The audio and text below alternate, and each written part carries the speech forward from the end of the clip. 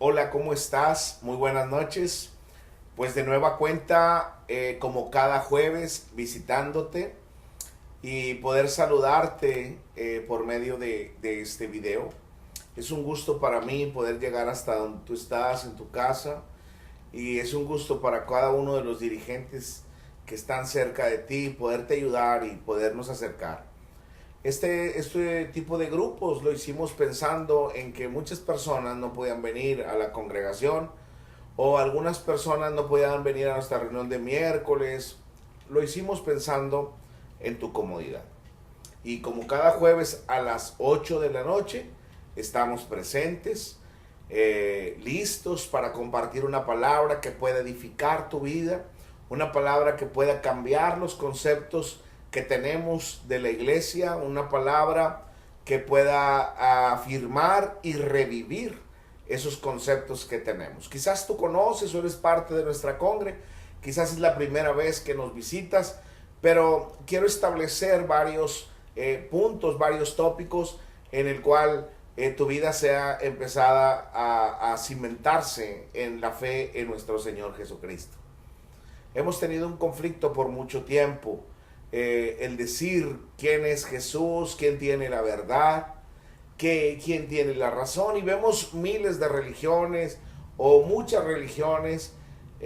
Vemos que diciendo yo tengo la verdad, yo tengo la mejor palabra. Vemos una iglesia, por mencionar alguna, la iglesia católica, la iglesia Testigos de Jehová, la iglesia del séptimo día y la iglesia cristiana también peleando, diciendo yo tengo la mejor, ¿no? Yo tengo la mejor opción.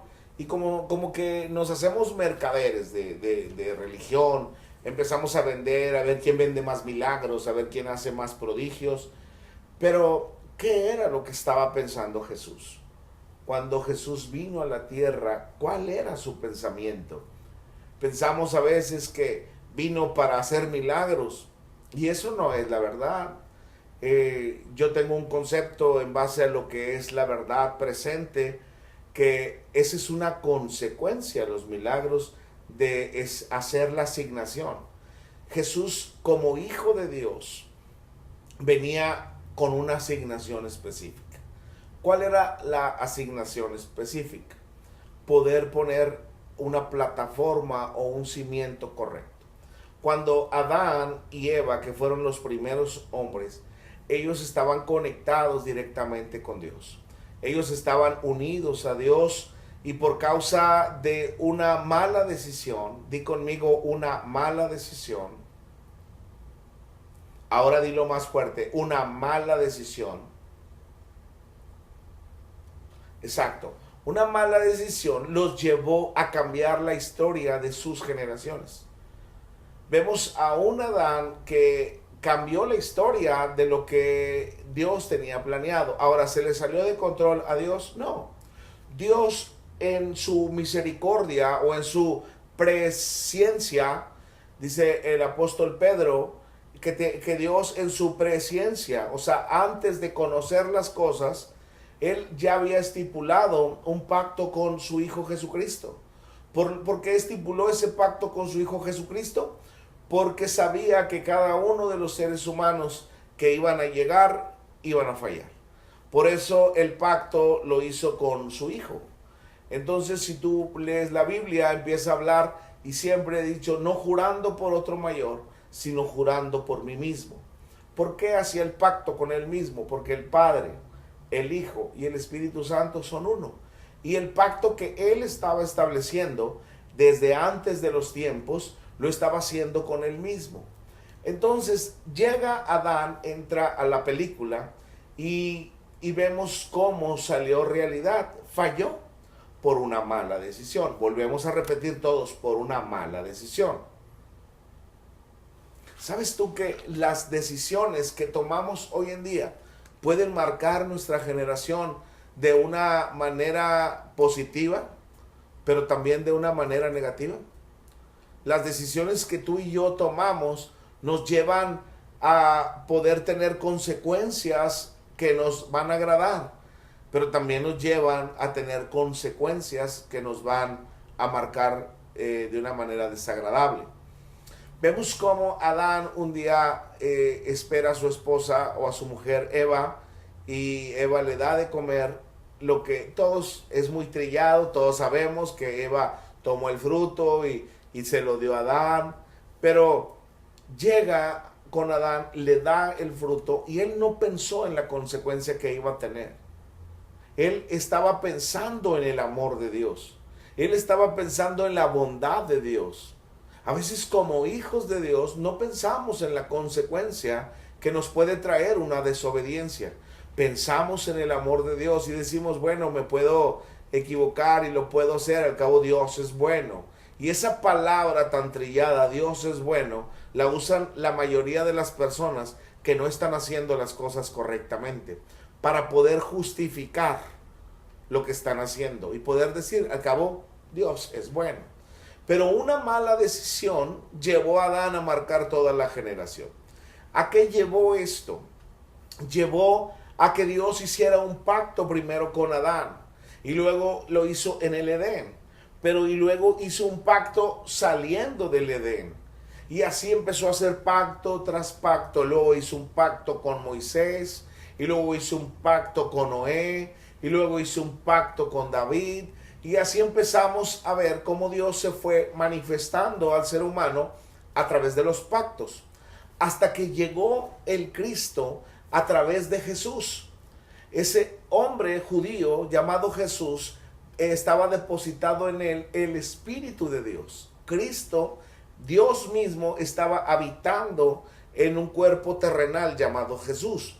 Entonces viene a manifestar el reino y Jesús empieza a hablar: el reino de los cielos se ha acercado. ¿Qué quiere decir? Que cuando Adán falló, hubo una separación entre el cielo y la tierra. Si tú lees las escrituras, jamás el cielo se separó de la tierra hasta que Adán falló. Cuando Adán falla, el cielo y la tierra se separan. Entonces el cielo viene a ser un modelo para la tierra. Todo, si tú te fijas, desde en el cielo no hay dolor. Así tiene que ser en la tierra. Jesús viene y en el Padre Nuestro dice que así como es en el cielo, sea también en la tierra. Todo lo terrenal depende de lo celestial. Digan conmigo, todo lo terrenal depende de lo celestial.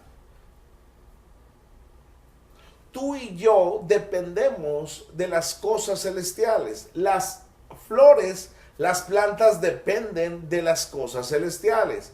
Todo lo creado obedece a su creador y su creador estableció como fundamento el cielo. Y no estoy hablando del cielo en el área geográfica. Más adelante te voy a explicar qué es esto. Pero hoy estamos comenzando un curso el cual tú no puedes, por estas 8 semanas que siguen, tú no puedes faltar a estos cursos. Porque las anteriores charlas eran para poder entrar en tu corazón. Pero ahora quiero afirmar varios conceptos, poner varios cimientos, porque hemos visto problemáticas en jóvenes. Hemos visto problemáticas en matrimonios. Hemos visto problemáticas en hombres y en mujeres. ¿Por qué? Por falta de cimientos, por malas decisiones. ¿Por qué he tomado malas decisiones, Pastor Dani? Porque no tienes un buen fundamento. Porque no tienes un buen fundamento. Y de eso te voy a estar hablando en este tiempo. Porque lo que Jesús vino a hacer en la tierra, o lo que Cristo vino a hacer a través de Jesús, fue poner fundamentos para que tú y yo podamos tener una vida celestial aquí en la tierra. Lo primero que tú tienes que comprender es que tú y yo somos seres espirituales o seres celestiales creados con una asignación terrenal. Somos hombres creados en la espiritualidad o en lo celestial, pero tenemos una misión aquí en la tierra.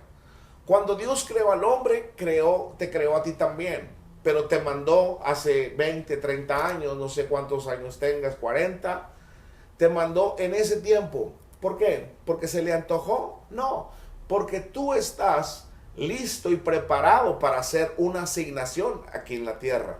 Dios ya tiene el plan perfecto para ti. Pero quizás tú has dicho, es que yo no quería buscar a Dios. No, no te preocupes. Tú estabas predestinado para esta noche estar sentado en esta casa, escuchándome a mí y despertar en ti esa inquietud de saber qué es tu asignación. ¿Cuál es tu asignación? ¿Cuál es lo que yo debo de hacer? Una mala decisión en Adán lo llevó a tomar o lo llevó a tener unas consecuencias. Una buena decisión en Jesucristo nos llevó a nosotros a tener una buena consecuencia. ¿Qué fue lo que hizo Jesucristo? Estableció fundamentos. Un fundamento es aquello que no se puede mover. Es aquello que podemos construir encima de ese fundamento. Uno de los, o como casa tenemos 5 fundamentos, el cual te quiero explicar esta noche a grandes rasgos los 5. Y comenzaremos a ver uno por uno, semana tras semana. Quería decirte esta noche que tenemos que tomar buenas decisiones.